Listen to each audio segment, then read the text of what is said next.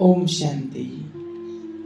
कई लोग पूछते हैं और कई लोगों के मन में बहुत ही संकल्प चलते हैं कि आत्मा शरीर छोड़ने के बाद, शरीर से निकलने के बाद, व्यक्ति की मृत्यु होने के बाद वो आत्मा कहाँ जाती है और क्या करती है। क्योंकि दुनिया में बहुत सारे सवाल लोगों के सामने हैं। कई लोगों ने कहा है, शास्त्रों में भी दिखाया है, गरुड़ पुराण में भी दिखाया है कि आत्मा शरीर छोड़ करके जाती है तो उसको क्या क्या सजाएं मिलती हैं, यमराजपुरी में क्या क्या सजाएं मिलती हैं। गरुड़ पुराण में दिखाया है, खून की नदियों में बहाते हैं, आग में जलाते हैं।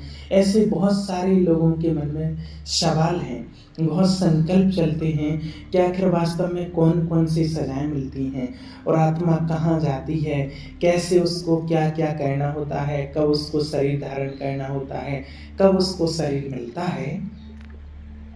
तो आज आपको बताते हैं कि शरीर से निकलने के बाद आत्मा सीधा वहां जाती है जहां उसने अपने नए शरीर को धारण करना है, जहां उसको नया शरीर मिलना है, वहां पर आत्मा जाती है। यहाँ से शरीर छोड़ा और वहाँ जो अगला शरीर, अगला गर्भ जो तैयार हुआ है, वहाँ वो आत्मा तुरंत जाती है, उसमें एंटर कर जाती है। आत्मा शरीर को सोच समझ कर छोड़े या अचानक छोड़े, अनजाने में शरीर छूट जाए, किसी को पहले से ही महसूस हो जाता है कि शरीर आपका छूटने वाला है और वो आत्मा अपना चारों तरफ से बुद्धि हटा लेती है।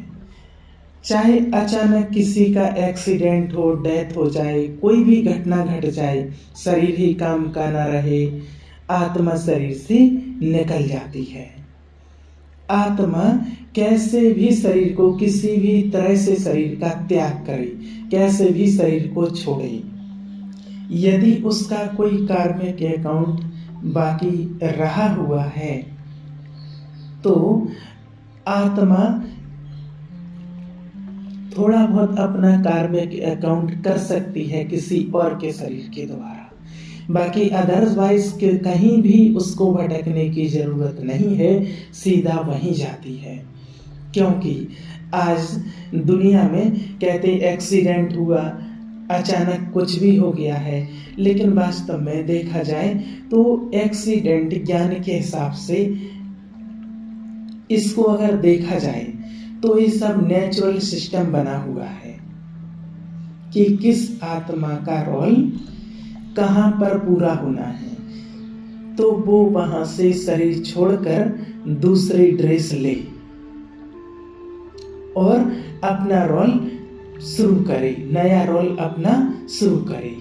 तो ये तो माना फिक्स है, कहीं भी जिस आत्मा का रोल वो किसी भी जगह पर हो, ऐसा नहीं होता है कि भाई वो अपने ही घर में हो, कहीं पर भी वो आत्मा शरीर छोड़ सकती है। क्योंकि ये तो फिक्स है कि जितना भी समय मिला हुआ है और उस आत्मा का जैसे ही वो समय पूरा होता है, जितना कहते हैं एक एक मिनट और सेकंड जब उस आत्मा का पूरा हो जाता है तो वो आत्मा चाहे कहीं भी हो, क्योंकि कहा जाता है कि मृत्यु किसी का इंतजार नहीं करती है। मृत्यु जब होना हो, जिस टाइम होना हो, चाहे वो किसी भी जगह पर हो, व्यक्ति किसी भी मुसीबत में हो, कैसी भी जगह हो, और वो आत्मा का समय होते ही उस शरीर को त्याग कर देती है। क्योंकि समय किसी को पता नहीं है कि कब शरीर छोड़ना है। इसीलिए कहा जाता है कि आज दुनिया में जिसके पास जितनी प्रॉपर्टी रहती है तो उसको हर टाइम पता रहता है उसके पास बैंक बैलेंस कितना है, कितनी प्रॉपर्टी है, लेकिन वो सारी प्रॉपर्टी अपनी खर्च करके, अदरवाइज और किसी की प्रॉपर्टी भी खर्च करके, लेकिन व्यक्ति ये पता नहीं कर सकता है कि उसके पास समय कितना बचा हुआ है। हर समय प्रॉपर्टी का पता है, लेकिन पूरी प्रॉपर्टी लगा के समय का मालूम व्यक्ति नहीं कर सकता है। इसलिए आत्मा के शरीर छोड़ने से पहले 2 से 3 महीने का गर्भ तैयार पहले ही से होता है। ये नहीं कि आत्मा शरीर छोड़ेगी उसके बाद गर्भ स्टार्ट होगा, नहीं। आत्मा को तो शरीर मिलना ही है। आत्मा ने इधर शरीर छोड़ा और उसको कहीं जाना नहीं है। आत्मा ने यहाँ एक शरीर छोड़ा और वहां उसको दूसरा शरीर तैयार है।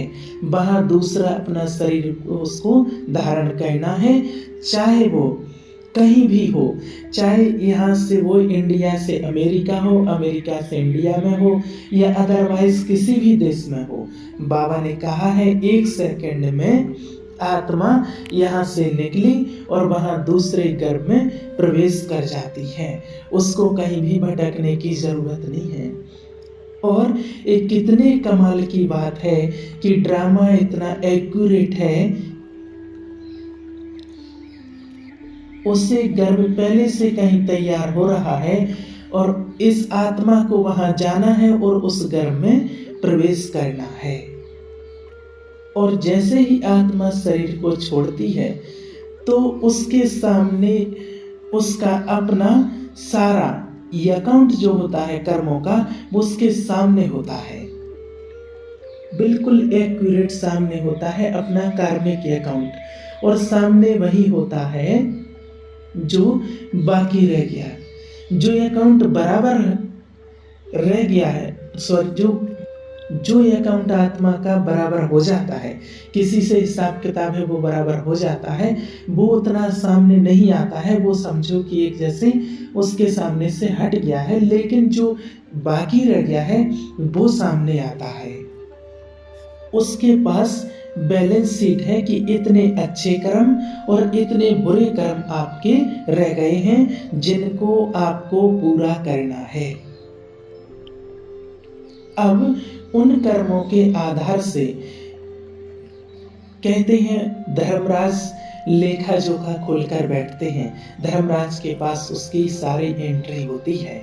इतना बुरे कर्मों का, इतना अच्छे कर्मों का, ये पुण्य रहा है, ये पाप रहा, लेकिन आत्मा के अंदर ही, हर आत्मा के अंदर ही अपने आप सब कुछ दिखाई देता है। वो आत्मा खुद ही अपना धर्मराज है। वरना इतना सेकंड में आत्माएं शरीर छोड़ती हैं तो धर्मराज तो दिखाते दिखाते कितना परेशान हो जाएंगे। हर आत्मा स्वयं ही अपने कर्मों का धर्मराज है। हर आत्मा शरीर छोड़ने के बाद और हर आत्मा शरीर को छोड़ने के बाद हर आत्मा सत्य है, वो फिर अन्याय नहीं कर सकती है। और इसीलिए और अपने कर्मों के अनुसार ही आत्मा दूसरे गर्भ में प्रवेश करती है और उसी के अनुसार अपना नया चोला जो होता है, नया शरीर जो होता है, उसको बनाती है, उसको तैयार करती है, जैसे उसके कर्म होंगे, जैसा वो आत्मा चाहती है। अपने शरीर को अपने कर्मानुसार अंधा बनाना है, लंगड़ा बनाना है, बहरा बनाना है, कैसा बनाना है, गोरा बनाना है, काला बनाना है,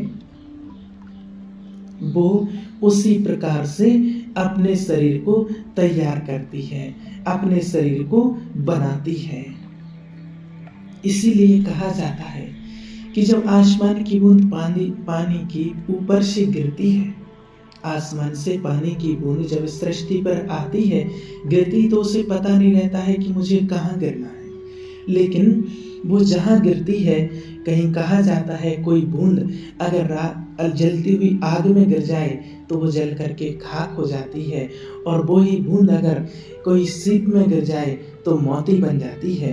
वही बूंद अगर गलती से कहीं सर्प के मुख में गिर जाए तो जहर बन जाती है, लेकिन उसे पता नहीं कि गिरना कहाँ। इसी प्रकार जब आत्मा शरीर छोड़ती है तो शरीर के पहले, छोड़ने के पहले उसे पता नहीं कि कहाँ जाना है, किस घर में जाना है, लेकिन जैसे ही शरीर छोड़ती है और जहाँ वो जाती है और जिस घर में प्रवेश कर जाती है उसी की होकर के रह जाती है, उसी घर की होकर के रह जाती है। तो कहा जाता कोई आग में गिर गई तो जलती रहती हैं, क्रोध करते रहते जलती रहती हैं। कोई अंधे लंगड़े लूले हो जाते अपने कर्मों के अनुसार। कोई पुण्य आत्माएं होती हैं तो जैसे कि मोती बन जाती हैं और वो मोती बन करके खुद का कल्याण करती हैं और दूसरों का भी कल्याण करती हैं। इसीलिए कहा जाता है कि पुण्य कर्म करो, दुआएं कमाओ, दुआएं से बड़ी ना कोई दवा है और ना कोई दौलत है। सब कुछ यहीं छोड़ करके जाना है, सिर्फ पुण्य और दुआएं ही हमारे साथ में जाती हैं। अच्छा, ओम शांति।